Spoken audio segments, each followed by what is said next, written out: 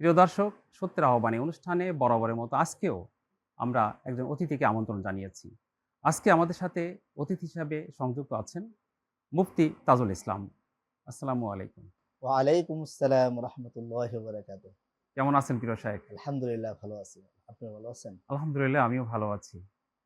আ আজকের এই সত্যের আহ্বান অনুষ্ঠানে আমরা একটি বিষয় নির্ধারণ করেছি, রোজার উপকারিতা। ১২ মাসে ১ টি মাস রোজা।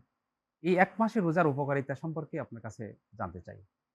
আলহামদুলিল্লাহ পবিত্র রমজানে সুন্দর একটি বিষয় নির্ধারণ করেছেন। এজন্য আপনাদের এই অনুষ্ঠানকে এবং আপনাকে জানাই অসংখ্য ধন্যবাদ। রোজার উপকারিতা আসলে এই জিনিসটা খুবই গুরুত্বপূর্ণ। রোজা যেরকম আল্লাহ রাব্বুল আলামিন কোরআনে কারিমে এক আয়াতের মাধ্যমে আমাদের উপর ফরজ করেছেন। আয়াতটি হলো, ইয়া আইয়ুহাল্লাযীনা আমানু কুতিবা আলাইকুমুস সিয়াম কামা কুতিবা আলাল্লাযীনা মিন ক্বাবলিকুম লাআল্লাকুম তাত্তাকুন। আমরা এই আয়াতের ভিতরে লক্ষ্য করলেই রোজার উপকারটা এখানেই পাই। যেমন আয়াতের অর্থ, হে ঈমানদারগণ, তোমাদের উপর রোজাকে ফরজ করা হয়েছে যেমনিভাবে তোমাদের পূর্ববর্তী উম্মতগণের উপর ফরজ করা হয়েছিল, যেন তোমরা মুত্তাকি হতে পারো। তার মানে এই আয়াতের মাধ্যমে আমরা যেটা বুঝতে পারি যে আমাদের উপর আল্লাহ রাব্বুল আলামিন রোজা ফরজ করেছেন যেন আমরা মুত্তাকি হতে পারি। মুত্তাকি জিনিসটা কি? তো মুত্তাকি মানে হলো আমার অন্তরকে পরিশুদ্ধ করা এবং পৃথিবীতে ভালো পথে চলার জন্য মনকে প্রস্তুত করা। তো এটার জন্য আমার দরকার রোজা রাখা। তাহলে আমি সহজেই পৃথিবীতে ভালো একজন ব্যক্তি হিসেবে গড়ে উঠতে পারি। তো সহজ হিসাব। আর নিজে যখন আমি ভালো হয়ে যাব, আমি নিজে যখন পরিশুদ্ধ হয়ে যাব, কারণ এভাবে একে, একে পৃথিবীর প্রত্যেকটা মানুষই ভালো লাইনে যাওয়া সহজ হয়ে যায়। সুতরাং রোজা আমাদেরকে যে জিনিসটা শিক্ষা দেয়, সমাজ এই রোজার মাধ্যমে যে জিনিসটা উপকৃত হয়, মানুষ উপকৃত হয়, সেটা হলো মানুষের মন পরিশুদ্ধ হয়ে যায়। মানুষ নিজে মুত্তাকি হয়ে যায়। রোজার মাধ্যমে যেরকম পৃথিবীতে প্রতিটা পদে, পদে মানুষ উপকৃত হতে পারে মুত্তাকি হওয়ার মাধ্যমে, তেমনিভাবে আল্লাহ রব্বুল আলামিন এর অসংখ্য নেয়ামত এবং এর অসংখ্য ফজিলত পরকালের জন্য আল্লাহ রব্বুল আলামিন রেখেছেন। যেমন নবী করিম সাল্লাল্লাহু আলাইহি সাল্লাম এক হাদিসের ভিতরে বলেছেন, "আস-সাওমু লি ওয়া আনা আজজি বি।" অপর হাদিসে আছে, "ওয়া আনা উজজা বি।"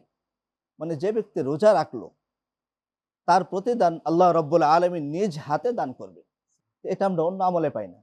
কারণ কি? যদি আমরা রোজার দিকে নামাজের দিকে চাই, নামাজ মানুষে পড়ে, তার ভিতরে একটি রিয়া থাকতে পারে বা মানুষ দেখানোর জিনিস থাকতে পারে। হুম, হুম। মানুষের ওজর ছাড়াও সে নামাজে দাঁড়ায় যেতে পারে। পারে। মানুষে ভালো বলুক। তো নামাজের ক্ষেত্রে হয়, সে নামাজি, মানুষে কি বলবে? নামাজি বলবে না। হ আলহাজ লাগানোর জন্য অনেকে রাখে, হুম। এই হজ করে। কিন্তু রোজার ক্ষেত্রে সেটা হয় না। এজন্য রোজার ফজিলতের ক্ষেত্রে আল্লাহ রাব্বুল আলামিন ঐরকম বেশি দিয়ে থাকে যে আল্লাহ তাআলা নিজেই তার পুরস্কার হুম, অথবা নিজেই নিজ হাতে সেটা দান করবে। দান করে। তাহলে রোজার উপকার এটা দুনিয়াতেও বিভিন্ন পদে, পদে আমরা পাই। তেমনিভাবে আখিরাতেও বিভিন্ন পর্যায়ে, পর্যায়ে আল্লাহ রাব্বুল আলামিন তার উপকার প্রতি মুহূর্তে দিয়ে থাকেন। যেমন রোজার মাধ্যমে মানুষের জীবনের সমস্ত গুনাহ খাতাকে আল্লাহ তাআলা মাফ করে দেয়।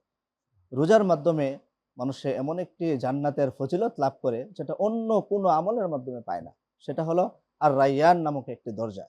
যেটার মাধ্যমে মা যে রোজাদার ব্যক্তিই কেবলমাত্র ওই দরজা দিয়ে জান্নাতে প্রবেশ করতে পারবে। তো আমরা যদি লক্ষ্য করি রোজা যেরকম পরকালে আল্লাহ তাআলার নিয়ামতকে অসংখ্য অগণিত দিয়েছেন, তেমনিভাবে শারীরিকভাবে, মানসিকভাবে প্রত্যেকটা ক্ষেত্রে আমরা দুনিয়াবি অনেক ফায়দা পাই। যেমন কিছুদিন আগেও যে ১৬ সালে যারা নোবেল পুরস্কার পেয়েছে, তাদের একটা গবেষণা ছিল অটোফেজি। হুম। সেটা হলো রোজাকে কেন্দ্র করে, মানে মানুষ উপবাস থাকাকে কেন্দ্র করে একটা পুরস্কার তারা অলরেডি নোবেল পুরস্কার হিসেবে দিয়েছে এটাকে কেন্দ্র করে। সেটা কি? যে কেউ যদি রোজা রাখে, তার শরীরের বিভিন্ন অঙ্গ-প্রত্যঙ্গ বা শরীরে যে কোষগুলা আছে, তো সারা বছর মানুষের নিয়মিত পানাহার, আহার করার মাধ্যমে প্রত্যেকটা কোষের ভিতরে তার জীবাণু তৈরি হয়। যখন কোনো ব্যক্তি রোজা রাখে, তখন এই কোষগুলার ভিতরে যে জীবাণুগুলা বা পয়জনগুলা থাকে, সেগুলো তার নিজে, নিজে নিজেকে দংশন করার মাধ্যমে তার এই কোষগুলা যে বিষাক্ত জিনিসগুলো আছে, সেগুলো নষ্ট হয়ে যায়।